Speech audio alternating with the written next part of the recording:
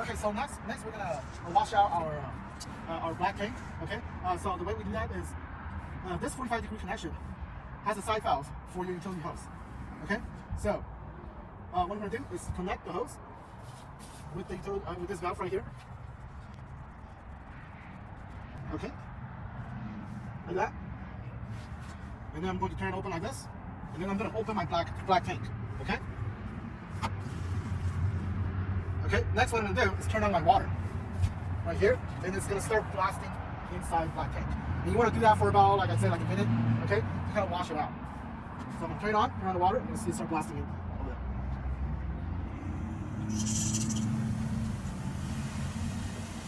Okay, so I'll leave that running for about like a minute. Okay, the water's going to come back out. Okay, so it's been about a minute. I'm just going to turn this off, turn the water off.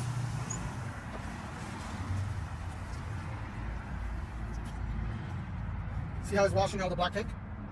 Okay, so we've washed the black tank about twice already. I think the third time will be the charm. So after this third time, when the water comes out, it should be kind of clean, just like almost like the gray tank, even like a little more cleaner than the gray tank.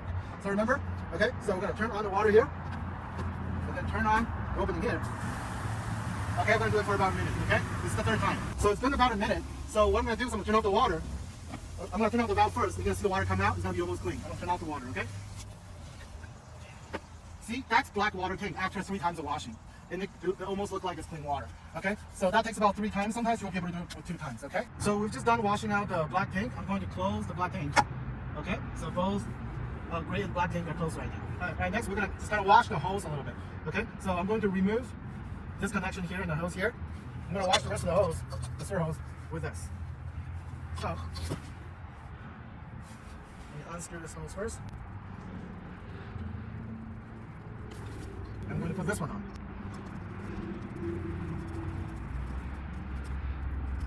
Okay. Now, I'm going to remove this connection here. Okay. And then I'm going to connect it like this.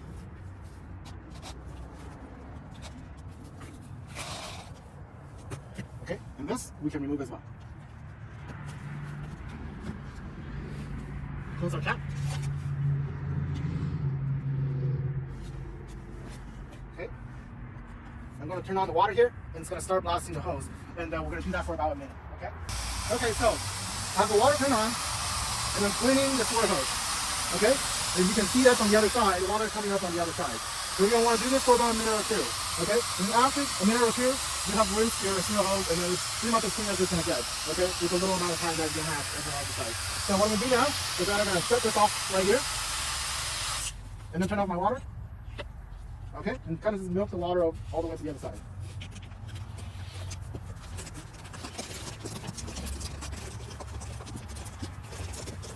Now again, this process will be a lot more easier and enjoyable if your sewer is lower, your dump is lower. Okay, so we're ready to remove our Scissor hose and put it back inside our RV storage.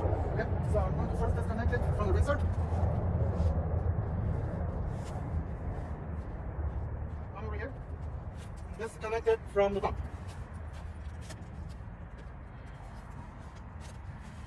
Okay?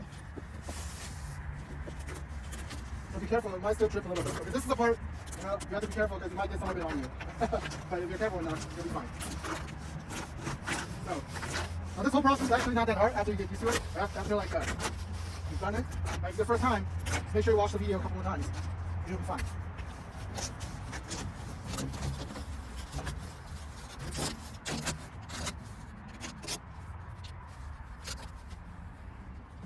Alright? So hold it by the middle. So if anything's going to drip out, it's going to drip out now. Okay? So let's put this back in.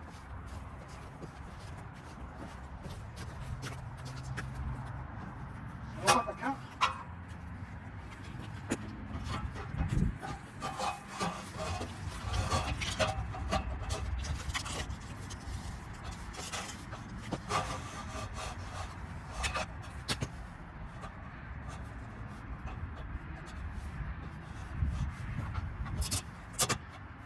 Okay, and then I'm going to put all the connection back into my box, a little quarantine box. So that's one connection right here.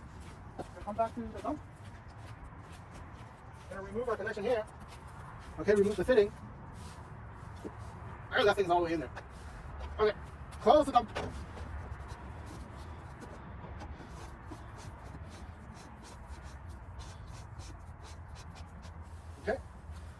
put these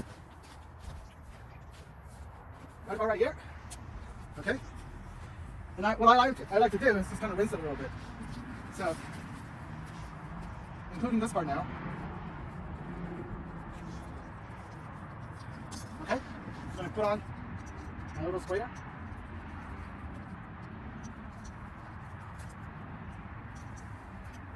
Okay. I'm going to change my setting a little bit. Okay. Turn on my water.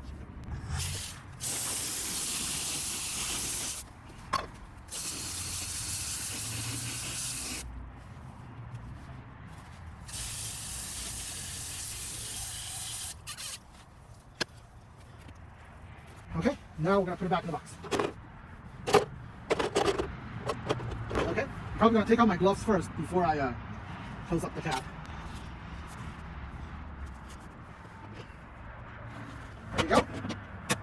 And just to be safe, you might want to use your utility hose again to wash your hands again. Okay, that's how you wrap this up. And this thing, we'll put it back into the drawer. Okay, nice and clean.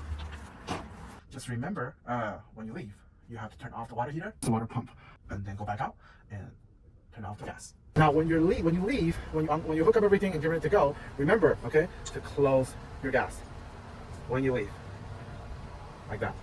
Okay. So we're ready to unhook our water system. So actually, I already did. Kind of jump ahead one step.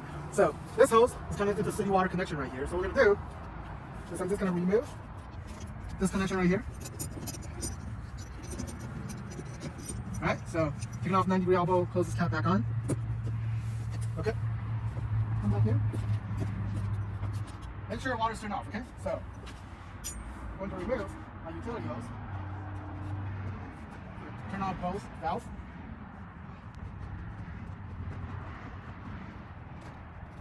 Okay. Now I'm going to turn off this valve. I'm actually going to disconnect the hose first. So I'm going to disconnect this fresh water hose. Okay, now connect the Y valve. Right. Kind of shake out excessive water. Now you can take off everything apart, like how you assembled it. But since it's always going to be like this, why not just leave it like that? So, you know, it might not be a bad idea. Just leave it like this. Remember the left valve to the fresh water, right? Pressure regulator, filter system. And to keep things easy, it's going to put the 90-degree elbow right here. This is such a little thing, you know, I might lose it. Okay, so now it's just like one piece. You know, next time I'm gonna use it, remove the 90-degree elbow, put it back onto the RV. Alright? So this is done. Okay?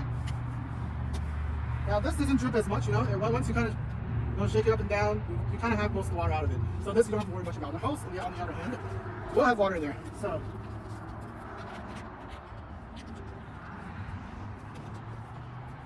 you don't want to put these in a bag or a plastic container.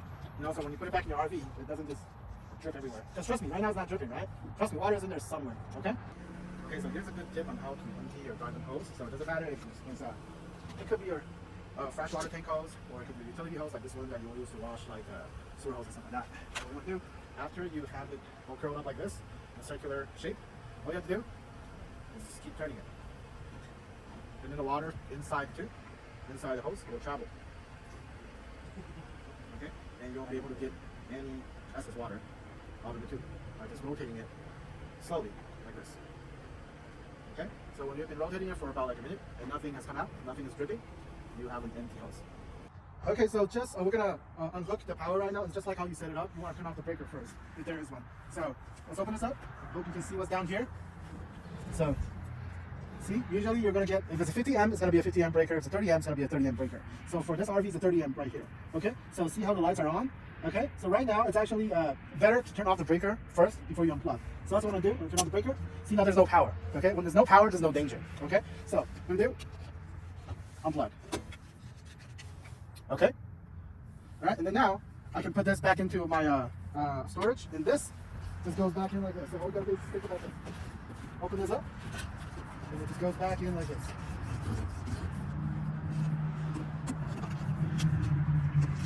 Goes in about here. There you go. And then close it like this. Okay.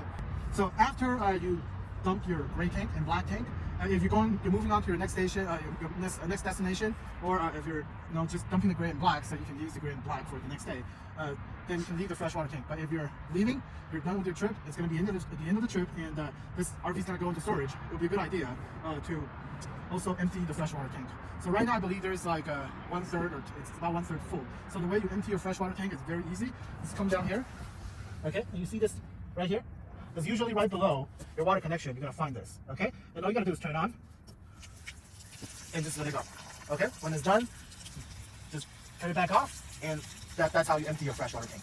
Okay, so another reason why you want to empty out your freshwater tank is because 30 gallons of water, it's actually out of weight. So when you're pulling your RV, you don't want any extra weight because you have your luggage, you have your clothes, you might have some milk, groceries, whatnot inside your RV already. So all that is weight, okay? So you want to make your RV as light as possible when you travel. So unless you're dry camping, you're boondocking, then you're going to be traveling with a full tank of fresh water. But if it's somewhere that you know that you're going to be able to get water, you are going to want to empty your freshwater tank before you head off, okay? So that is why that's another very good reason why you should empty your freshwater tank, okay?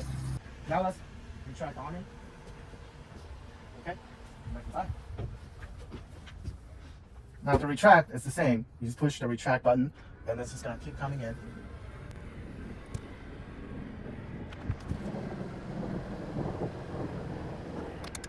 Okay, there you go. You've retracted the awning. Just remember to close it when you're ready to leave. So what happens if you don't close your vent when you're driving? The cap on the top is gonna fly off, okay? And it's kind of costly to repair. So I want to make sure that you close your vents, okay? Okay, so here's how you will pull out the steps to get inside the RV. So all you're gonna do is kind of lift it up like this and then pull it out. Remember to pull it all the way out like this, okay? See, all the way out, and then see, it will lock right here. There's a little tongue and groove right here. You can just lock right here. Some RVs have 2 steps, some RV has 1. Okay, so this one only have 1 step. So to put it back, lift it up and push and pull it back like this.